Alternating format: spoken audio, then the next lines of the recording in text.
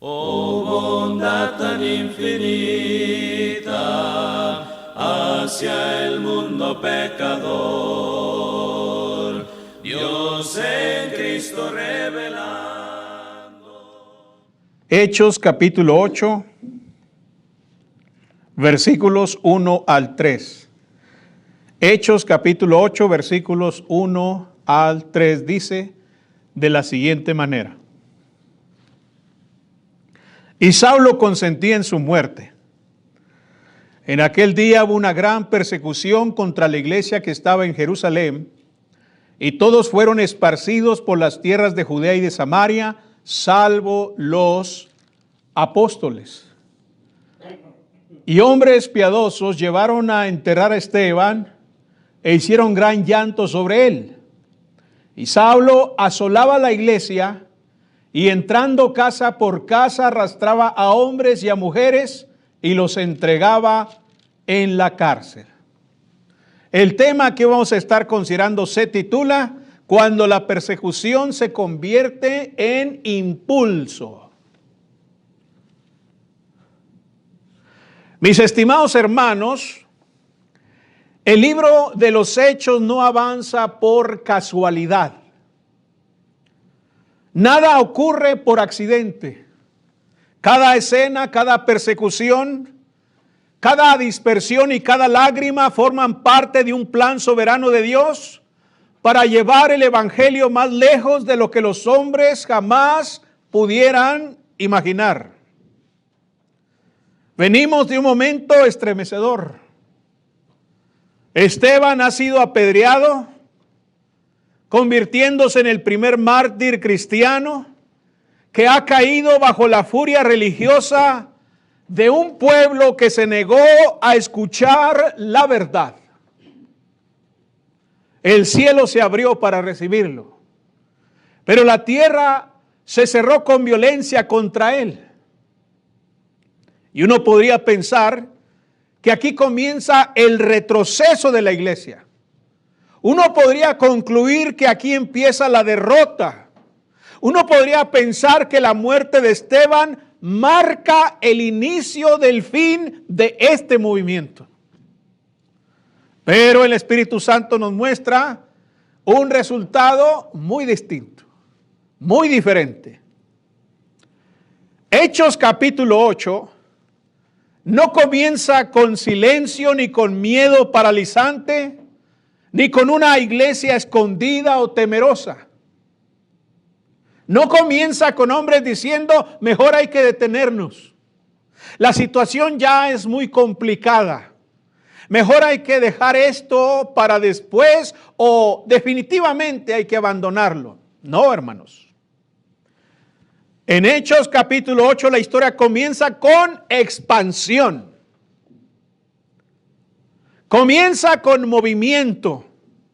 Comienza con una paradoja divina donde la persecución no destruye a la iglesia, sino que le impulsa a cumplir con su misión.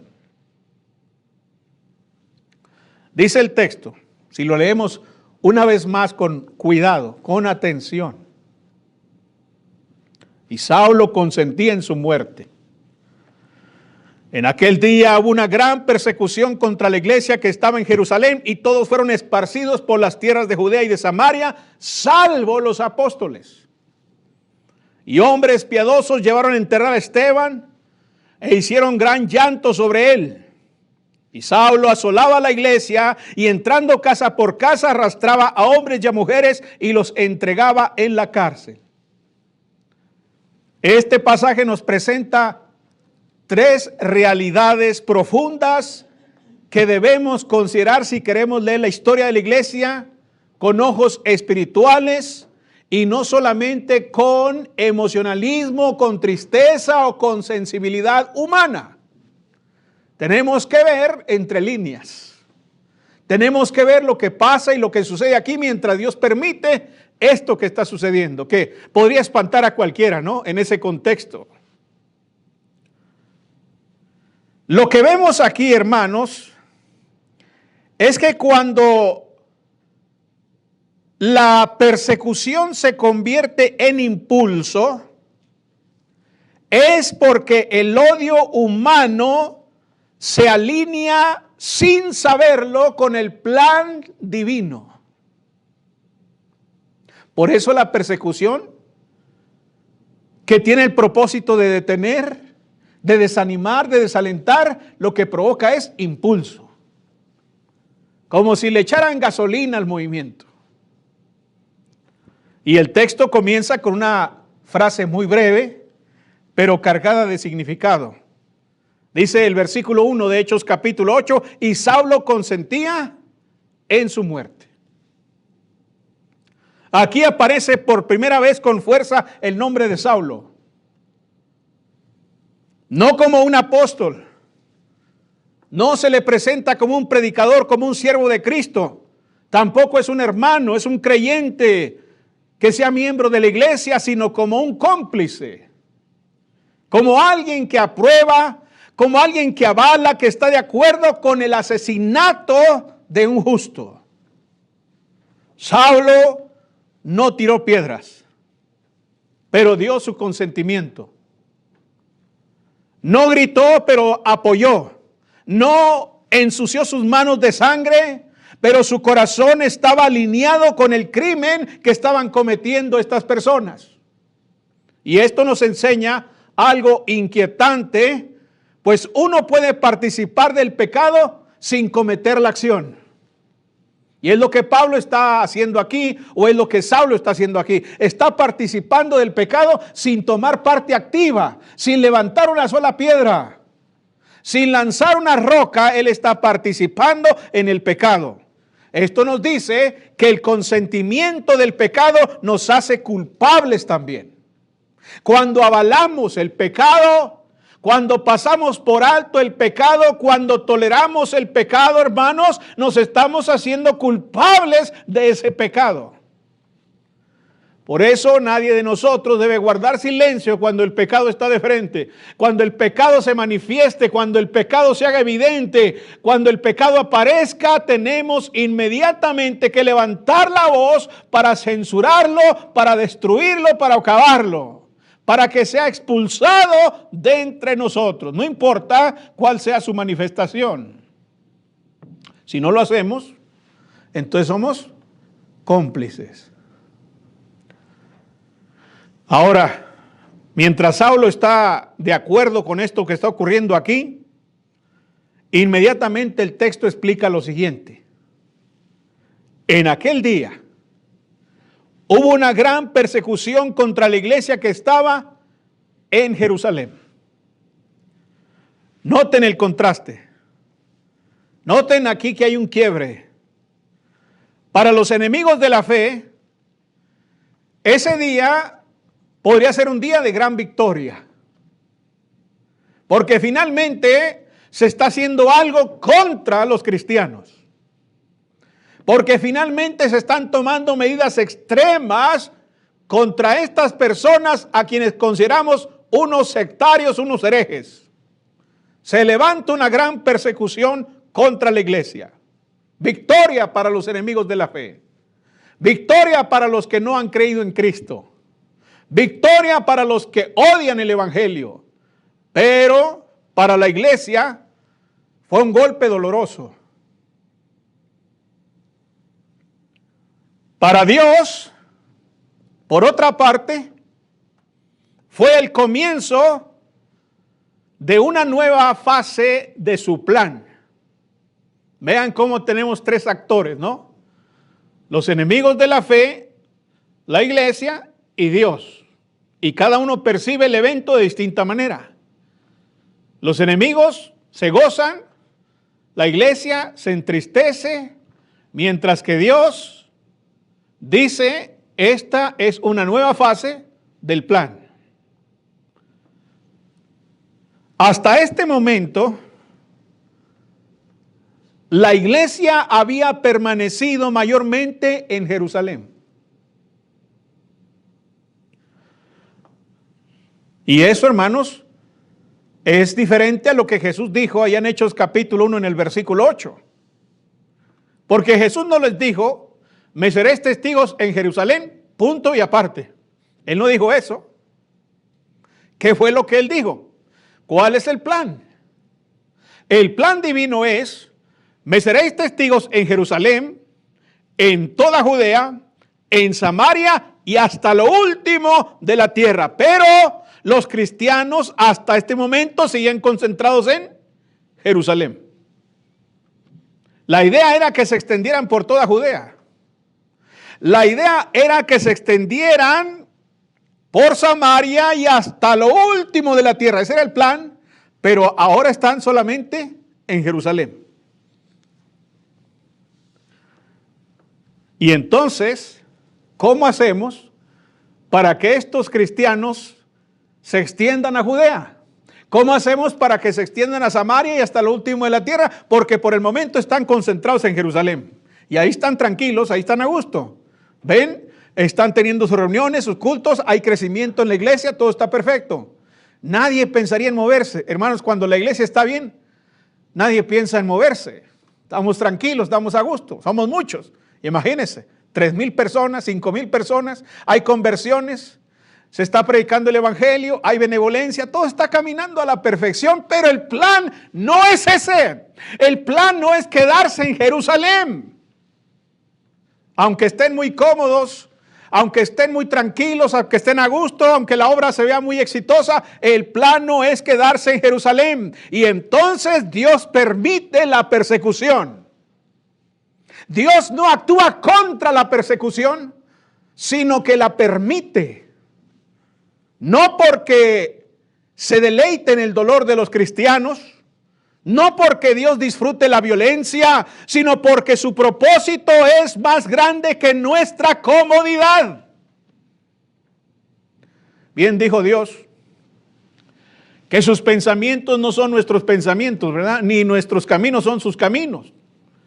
Nosotros, en nuestro plano terrenal, pudiéramos pensar, gloria al Señor, estamos muy bien. ¿Para qué movernos? ¿Quién piensa en irse más lejos? Pero Dios no piensa eso. Dios había manifestado su plan desde un principio. Me seréis testigos en Jerusalén, pero no solo en Jerusalén. Y entonces Dios permite la persecución, porque su proyecto es más grande que Jerusalén. Eso quiere decir, hermanos, que la persecución no fue una sorpresa para Dios. No tomó al cielo desprevenido.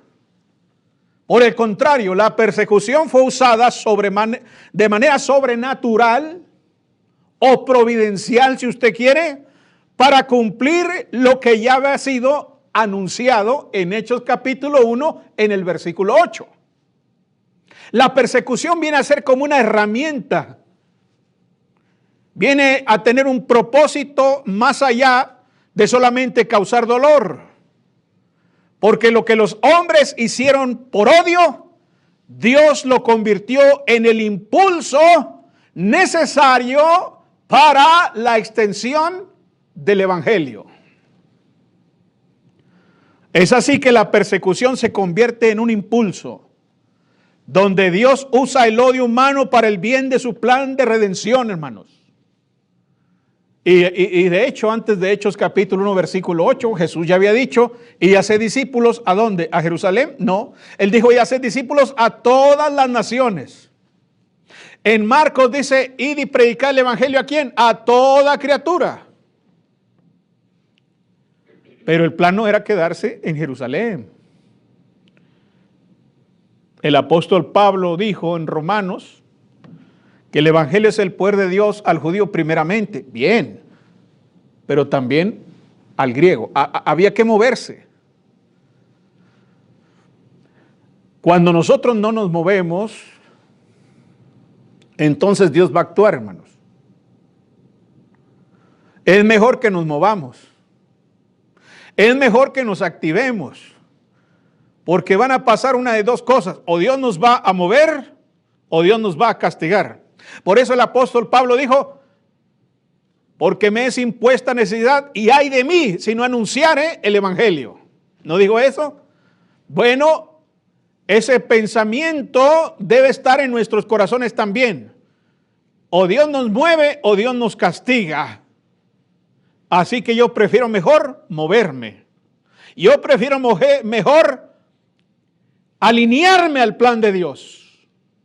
Prefiero eso a que Dios me alinee a su plan, porque si Dios me alinea, Él va a utilizar las herramientas que estén al alcance para alinearme o para castigarme. Ahora, ahí mismo en el versículo 1, vemos que cuando la persecución se convierte en impulso, es porque la iglesia esparcida multiplica a los creyentes. Dice el texto, y todos fueron esparcidos por las tierras de Judea y de Samaria, salvo los apóstoles. Todos fueron esparcidos. La palabra esparcidos no implica una huida desesperada, sino una dispersión forzada. Como semilla lanzada al viento, como grano que deja el granero, que sale de ese lugar y cae en otros campos. Esa es la idea. ¿Fueron qué? Esparcidos. ¿Ven? Esparcidos. Como la semilla. Son esparcidos. Y aquí ocurre algo importante. Pues dice el texto que todos fueron esparcidos por las tierras de Judea y de Samaria, como decía Jesús. Me seréis testigos en Jerusalén, en Judea, en Samaria. ¿Ven? Bueno, dice que todos fueron esparcidos por las tierras de Judea y de Samaria, salvo los apóstoles. Los apóstoles se quedan mientras que los miembros se van. Interesante. Los miembros se van y los apóstoles se quedan. Esto nos dice que no solo los predicadores son los que llevan el evangelio. Porque hay iglesias que esperan que el evangelista sea el que predique, sea el que extienda el evangelio. Dice, no, nosotros somos los miembros de la iglesia, el que tiene que predicar es él tiene que llevar el evangelio a otra parte. Bueno, ¿qué dice acá? Acá dice que los apóstoles se quedaron y los miembros fueron esparcidos. ¿Ven? Contrario a lo que pensamos nosotros, aquí nos está diciendo Dios que no solo los predicadores son los que llevan el evangelio, es la iglesia entera la que es dispersada. Hombres comunes, mujeres comunes, familias enteras, creyentes sin púlpito, sin título, sin reconocimiento público, incluso sin capacidades ministeriales, son esparcidos por las tierras de Judea y de Samaria para que el evangelio se extienda. Mis hermanos, para que la iglesia avance, para que la congregación crezca, ustedes tienen que ser esparcidos, tienen que estar regados. La persecución rompió la idea de que el evangelio depende solo de unos pocos. La iglesia no avanzó solo porque predicaban los apóstoles, sino porque los creyentes vivían y hablaban de Cristo donde quiera que estuviesen, cuando fueron esparcidos. Esto confronta una mentalidad muy peligrosa. Confronta la idea de que toda la obra de Dios avanza solo desde los edificios. Que la obra de Dios avanza solo desde plataformas, que la obra de Dios avanza solamente desde Jerusalén. No, no es así. El evangelio avanza cuando la iglesia se mueve. El evangelio avanza cuando la iglesia se esparce por la ciudad. El evangelio avanza cuando está en movimiento. Y si nosotros no nos movemos, Dios nos va a mover.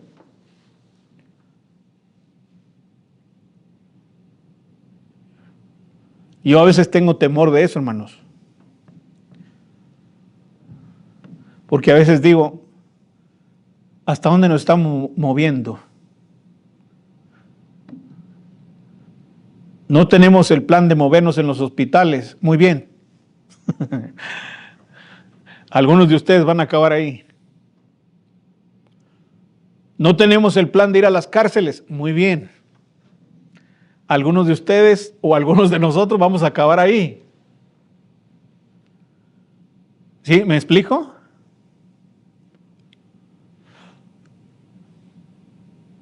Porque aunque haya dolor, lo importante es que haya movimiento. ¿Ven? Dios no está considerando el dolor. Ajá, hay mucho dolor aquí. Hay mucho dolor porque acaban de matar a un hermano.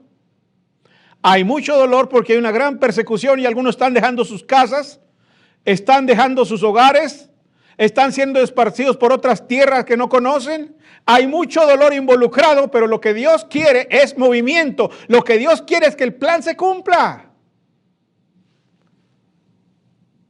Nos conviene movernos antes de que Dios nos mueva a nosotros.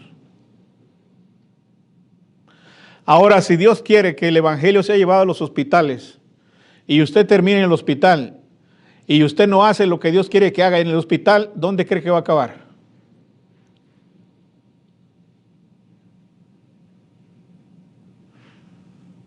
Porque a los muertos no se les puede predicar.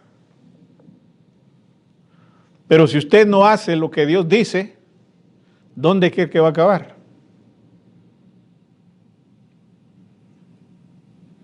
Necesitamos movernos. Sea que estemos en el centro, sea que estemos en la escuela, sea que estemos en el trabajo, sea que estemos en los hospitales, sea que estemos en prisión, necesitamos movernos.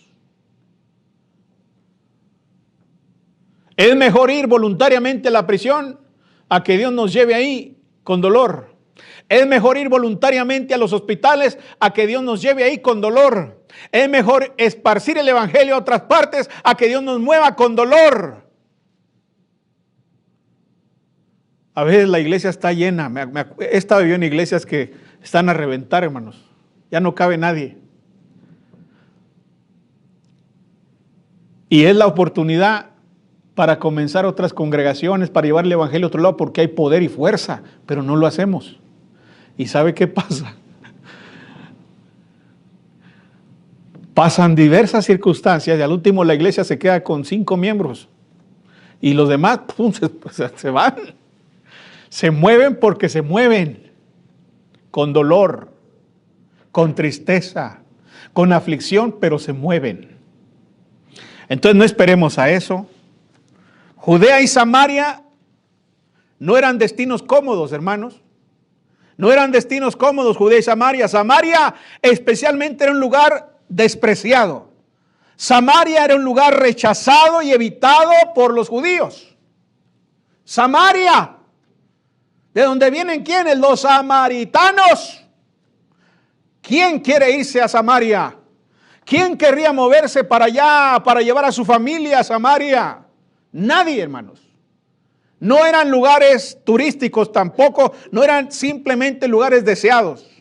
Y sin embargo, ahora han sido esparcidos para allá, ahora van hacia allá, llevados por creyentes perseguidos y el evangelio va a ser predicado allá. Nadie quiere estar allá, nadie quiere vivir allá, todos quieren estar allí en Jerusalén, pero ahora la persecución los ha llevado hasta allá y es lo que dice el pasaje, ¿no?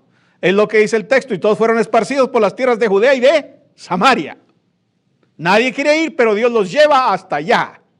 Hermanos, a veces Dios permite que nos saquen de lugares seguros para llevarnos a lugares necesarios. A veces rompe nuestra estabilidad para cumplir su voluntad. Y lo que parece dispersión en realidad es expansión. Pero otra vez, ¿queremos que Dios nos mueva o nos moveremos nosotros? Como los animales de carga, ¿no? ¿Ustedes creen que no les duelen los latigazos que reciben? Pero como no se quiere mover, ¿qué hace el conductor? Le da un latigazo, ándele, y se mueve.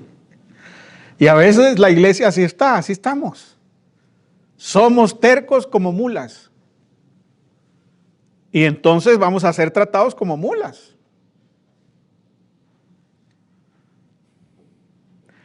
Cuando la persecución se convierte en impulso, la iglesia llora, pero la obra no se detiene. Dice el versículo 2.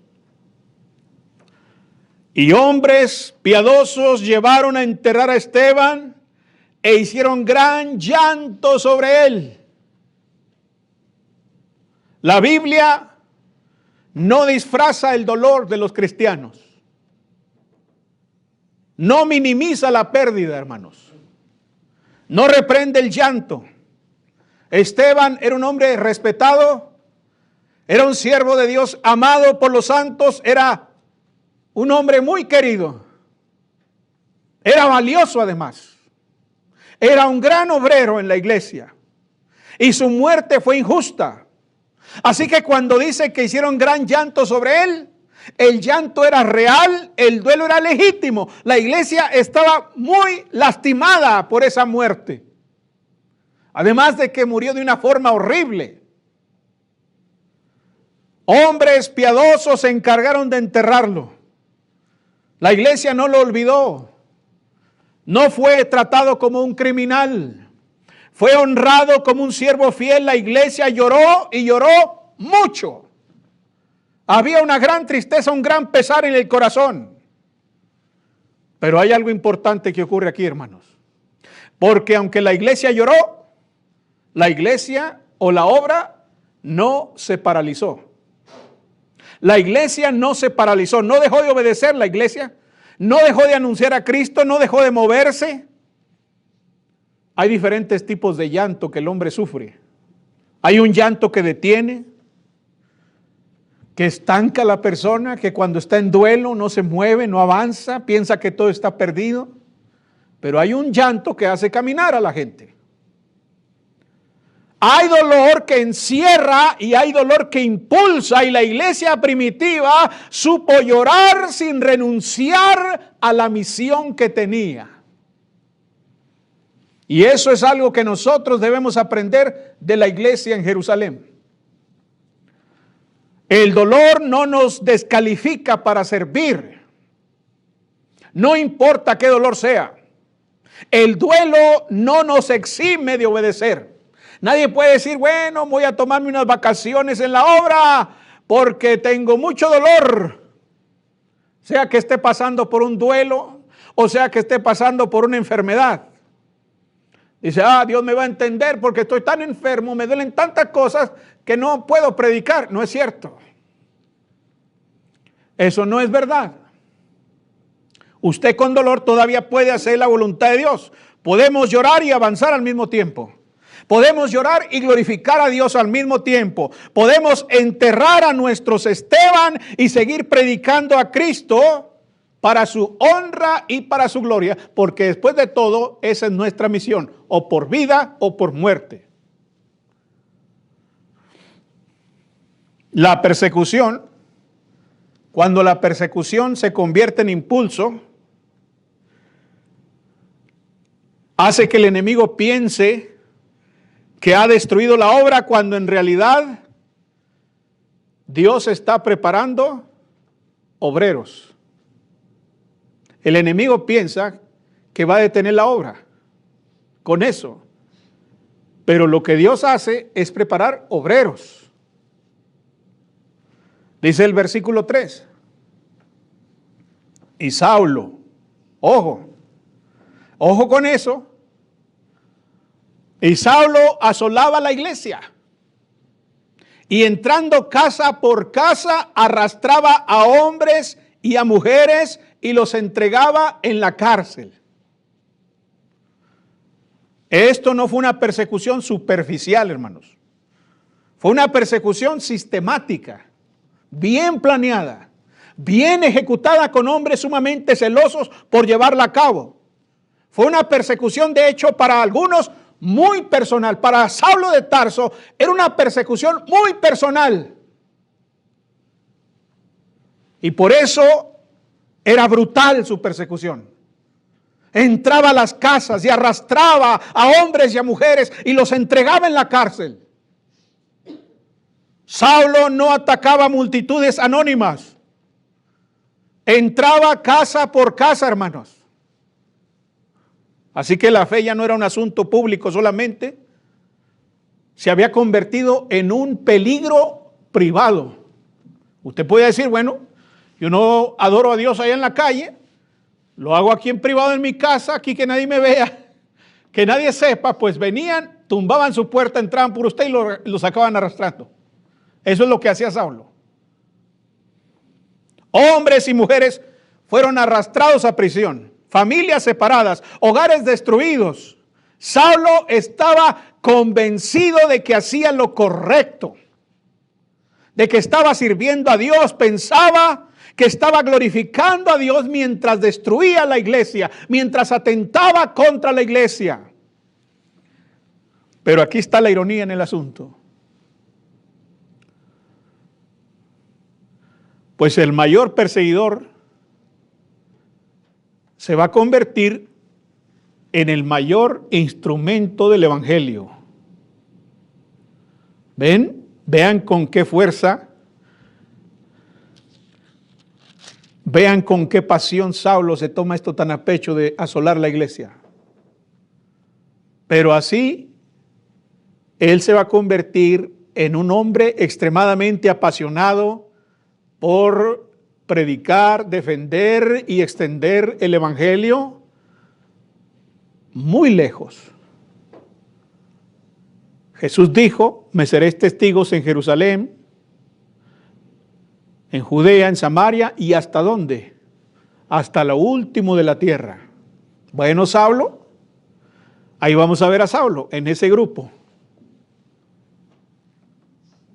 El hombre que asolaba la iglesia está llamando mucho la atención, ¿no?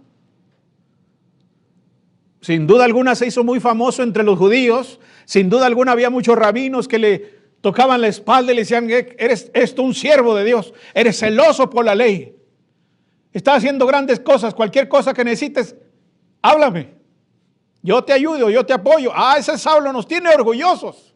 Estamos orgullosos de este joven.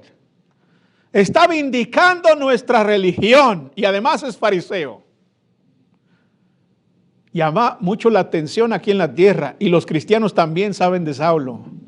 Ya entre las iglesias se empieza a oír cuidado con ese Saulo de Tarso porque es un enemigo de la iglesia. Si lo ves, sácale la vuelta. Si lo miras, te lo topas en la calle, no le hables. No se te ocurra insinuar acerca de Jesucristo porque es un hombre brutal contra nosotros. Llamó la atención de su pueblo, llamó la atención de la iglesia, pero también estaba llamando la atención en el cielo. Porque Dios notó su celo. Si Él está haciendo todo eso por una secta, si Él está haciendo todo eso por una obra humana, ¿qué tanto podría hacer entonces por el evangelio? Saulo llama la atención de todos, pero también llama la atención de Dios. Así que Dios está preparando un obrero. El mismo Saulo, que consentía en la muerte de Esteban y que perseguía a los santos, escuchó lo que dice el versículo 60 del capítulo 7. Eso lo escuchó Saulo. Así como ahora nosotros lo podemos leer, Saulo ahí estaba y Saulo escuchó que cuando se puso de rodillas Esteban, clamó a gran voz. Y cuando clamó a gran voz, Saulo escuchó cuando dijo, Señor, no les tomes en cuenta este pecado. Con las últimas fuerzas que quedaban en su cuerpo, hermanos, gritó esta frase de misericordia, de bondad, de benignidad para con aquellos que lo estaban ejecutando y para con aquellos que estaban de acuerdo en su ejecución. Y ahí está Saulo de Tarso. Dios no ha terminado con Saulo. Sin duda alguna, esas palabras de Esteban, esas últimas palabras, se quedaron en su mente. Aunque Saulo no lo sabe, aunque la iglesia jamás se imaginaría que algo que parece imposible finalmente va a ser una realidad. El perseguidor está siendo preparado para convertirse en el apóstol a los gentiles. Mis hermanos, esto nos enseña que Dios puede transformar al enemigo más feroz en un siervo sumamente fiel y efectivo. Tal vez usted conozca personas allá afuera que cuando usted las ve dice, mira cómo es perverso, mira todo lo que hace. ¿Qué no haría en el evangelio este hombre? Pero es enemigo del evangelio. No quiere saber nada del evangelio. Bueno, ahí está Saulo. Tiene usted que confiar en el evangelio, en el poder del evangelio. Predíquele. No importa que al principio rechace, no importa que al principio diga no quiero saber nada de eso, no me interesa. Usted siembre la semilla y deje que Dios haga el resto. Porque quizás esa persona puede ser el obrero que hace falta. No damos un quinto por él, no tenemos esperanza en esas personas, pero quizás son las personas que hacen falta, ¿ven? Porque Dios puede transformar al enemigo más feroz en el siervo más fiel y eficaz. La persecución, el rechazo, no tiene la última palabra en el plan de Dios. El odio no vence a la gracia. Y la historia lo confirma. Incluso en la historia después de la Biblia ha habido persecutores, grandes perseguidores que finalmente terminan vindicando el evangelio. En la era moderna ha habido hombres universitarios, ha habido hombres muy agraciados en su intelecto, hermanos, que incluso se han levantado contra la iglesia, se han levantado contra el evangelio. Algunos de ellos han dicho, voy a escribir un libro demostrando que Jesucristo es falso, que la iglesia es falsa, que la Biblia es falsa, y terminan defendiendo el evangelio. Y dan conferencias por todas partes anunciando las conclusiones de sus investigaciones. Y lo que antes negaban, ahora lo defienden. Así que si usted conoce a alguien, no pierda la fe, no pierda la confianza, siga sembrando, siga hablando, siga esparciendo la semilla. Hechos capítulo 8, versículos 1 al 3, nos enseña que la iglesia no avanza a pesar de la persecución. No se detiene, perdón. Nos enseña que la iglesia avanza, se mueve a pesar de la persecución. Muchas veces la iglesia avanzará solamente a través de ella. La persecución pareciera que la detiene, pero no. Este texto nos enseña que el dolor no cancela la misión. Nuestras tragedias no nos dan descanso, hermanos. Nuestros proyectos, nuestros planes no representan una licencia para dejar de cumplir con la encomienda que tenemos. Nos enseña que la dispersión no es derrota. Nos enseña que la sangre de los mártires no es fracaso, sino semilla del evangelio. Esteban murió. Saulo persiguió. La iglesia se lamentó y lloró en gran manera. Pero ¿qué pasó con el evangelio? Se esparció, avanzó. Hermanos, quizá hoy enfrentemos oposición.